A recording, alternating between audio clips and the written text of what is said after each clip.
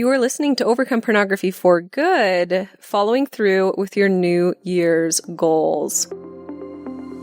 Welcome to the Overcome Pornography for Good podcast, where we take a research-based, trauma-informed, and results-focused approach to quitting porn.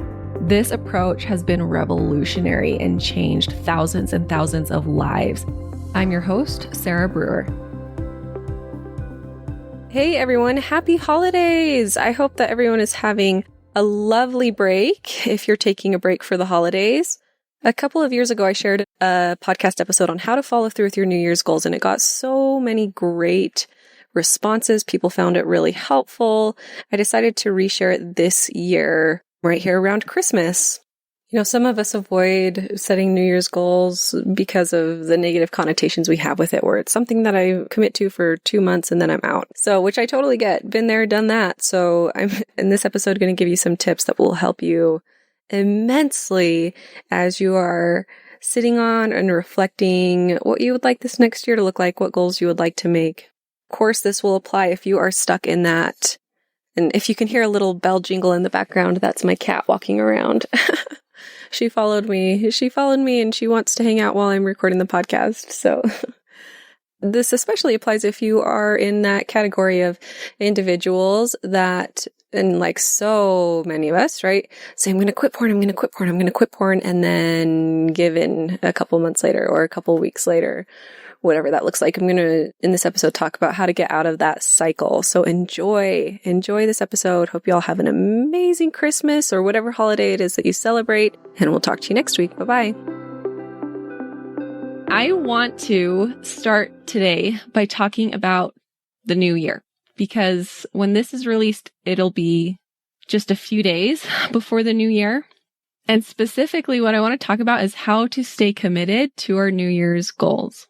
Because, right, that's what we always hear, and those are the memes around New Year's, is people go to the gym for a couple weeks and then the gym's empty again, right? And I want to address that, and especially if your goal, if something you want is to quit porn, I want to help you stay committed to that so that you can actually make it happen. What's amazing about the new year is that there is this surge of energy and we want to use it. And I want to give you some tools on how to stay committed to that goal that you have throughout the whole year.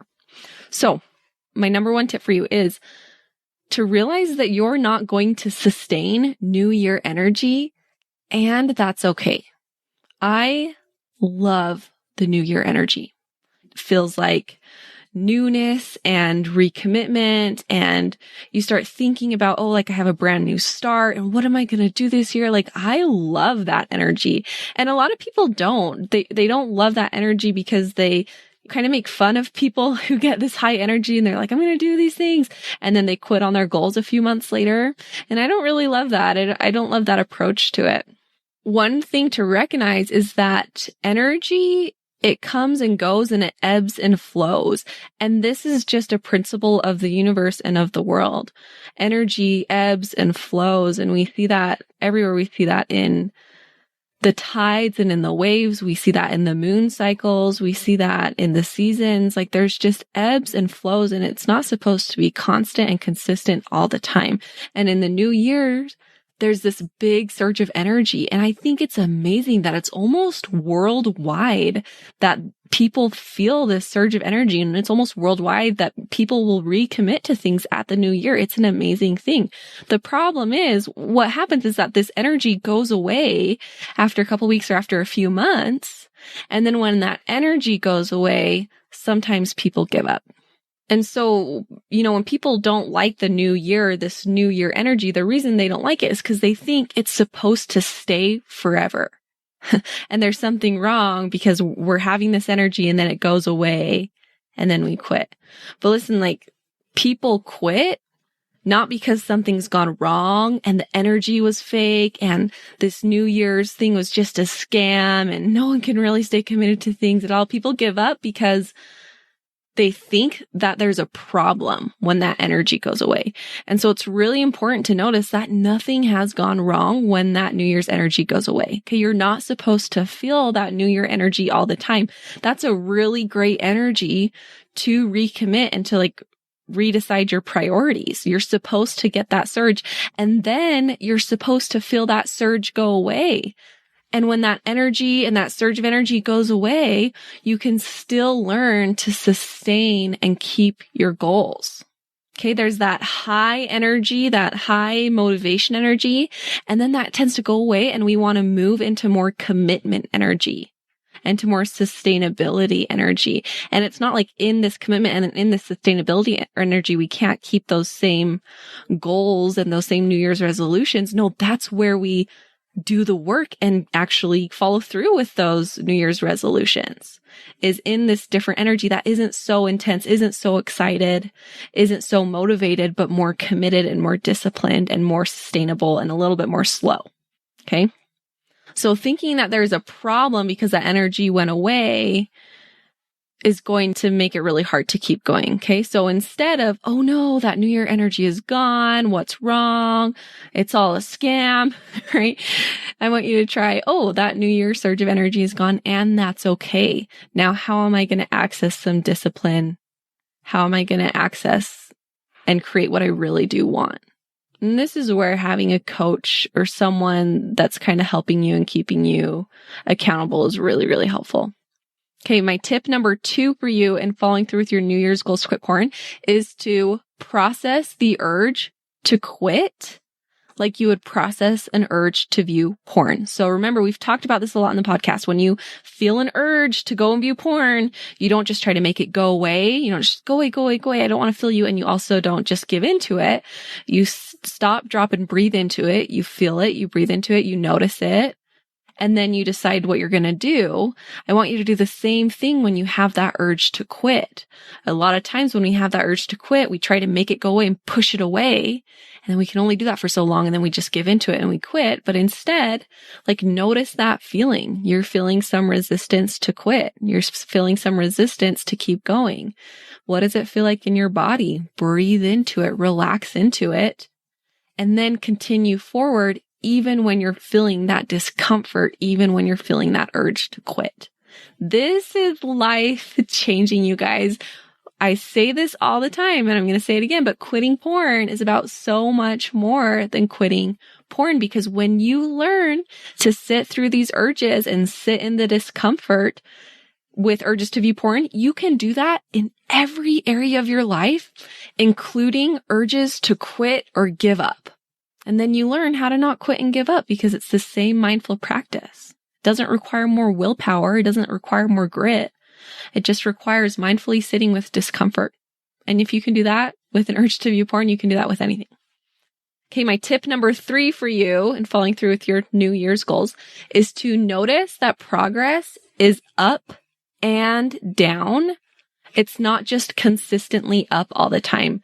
I'm hoping that my assistant posts a video of me drawing this out on a graph, so you can go check it out on my Instagram. It should be posted by the time this podcast is out, but I'm going to try to explain it here over the microphone. So the idea is, often we think that success is just like a straight line that's going forward. And instead, what I want you to do is think of progress as up and down points on a graph, where the overall slope is up, but there's also up and down points.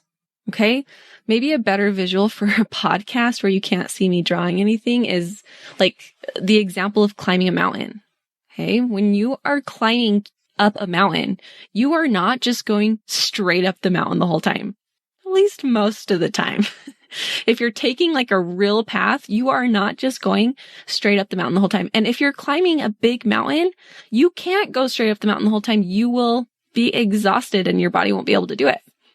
Instead, right, you go up hills, and then maybe you even out for a little bit, and then you go up again, and then maybe you dip. You go into a little valley, and then you come up again and you dip again, and then you come up and then you even out, and it's up and down and up and down and up and down. But the overall progress is up, and that's why you make it to the top of the mountain. Okay, this is progress with quitting porn too. It's not always up. You will have little dips. You will have little slip ups. You will have little down moments. And that doesn't mean that you're starting all the way at square one, right? Like you're climbing a mountain, you go into a dip. It doesn't mean you're like walking back down the mountain and now you have to start all over. No, it's just a part of the journey. It's just a part of the path. It's just a part of the trail. It's the same with weight loss, right? A lot of people think that your number on the scale means more than it really does mean.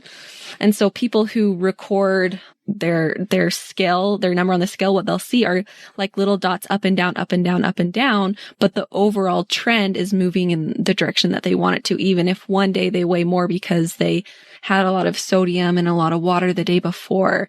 And then it's back down and then it goes up and then it goes down. But the overall trend is going downward. Okay, so that's exactly what it looks like with pornography too. So something I coach all the time on in the program is these little dips are not, now I'm starting over at square one. We can look at these, we can learn from these, and then we can keep going. And that's what's amazing, right? When you stop focusing on quitting porn by just like not looking and how many days am I going without quitting porn, but you change your focus in quitting porn to be like, what skills am I learning? How am I getting better at managing my emotions? How am I learning how to change my beliefs? How am I overcoming shame? How am I learning to sit with urges? How am I learning commitment? Like those skills don't go away. You see what I mean? Like you learn them and you get better and better and better at them. And so when you have a slip up, it's not like those skills are all down the drain. It's not like you're starting over at square one. Not at all. So I really want you to like take a second and ask yourself, am I measuring my success in quitting porn by number of days without porn? Or am I measuring my success by the skills that I'm learning that will ultimately help me overcome this habit for good? This is why in my program, we focus on milestones. We don't focus on days without porn, but we focus on, we have these commitment milestones, we have urges milestones, we have all these milestones with different content that's in the program that will teach you these skills that will actually help you quit porn forever instead of we're just not looking. Okay, number 4, the fourth tip I have for you is to get a vision of who you want to be. Really take advantage of this new year energy surge to visualize and dream about who you want to be. If anything was possible, if you could do anything with your life, what would you choose? What would you have? I know that can be kind of a scary question for some of you, but I really want you to give yourself permission to go there. And after you give yourself permission to go there, choose to believe that these desires are meant for you. Really let yourself believe that you will someday have what you really desire. And I promise you, if you can get there, if you can let yourself imagine it, and if you can let yourself believe that you can have it someday, you will have that. So really take some time. Like you cannot have what you don't envision for yourself. You always have to create it in your mind first, and then you can create it in reality. So get a vision of your life without porn. What will you feel? What will that feeling be when you are not struggling with porn? What will you create in place of porn? Stronger relationships, more free time, more money, right? If you're not spending money on porn, what will you be spending that money on? And what will you be doing with your time and energy that's not being spent on porn? Remember, pornography doesn't just take up your time, but it also takes up your energy. So what can you create in your life when you have that time and energy back? And then the last tip number 5 that I have for you in staying committed to your New Year's goals is to decide to invest in your future self and not just your current self. And I mean investments in time and investments in money. Many of us are very hesitant to invest our money into our future self, but really quick to invest our money into our current self. My husband recently found out that I hired another coach for something else that I'm doing in my life. And he kind of snarkily said to me, like, you like to spend your money on coaches, don't you? And I looked at him and I said, yes, of course. Of course, I like to spend money on coaches, because what that is, that's really just investing money in my brain. And my brain is the most valuable asset that I have.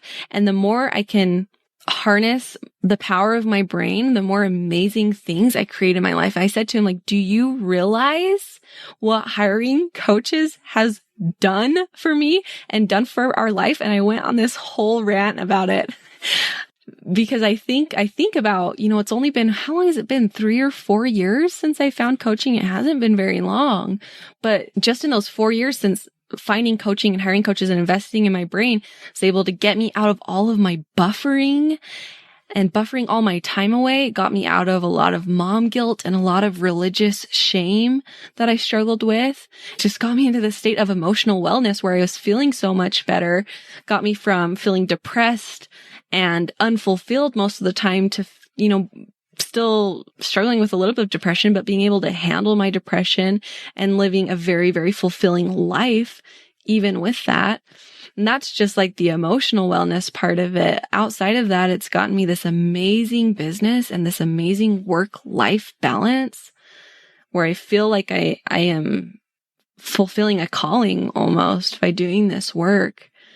It's gotten me this amazing fitness and workout routine where I just feel really good in my body. And, I don't feel good because I'm working out and because I'm eating good, but I feel good because of my thoughts about myself. And because I am having those great thoughts about myself, I am spending time working out and eating good. That's really bettering my physical life.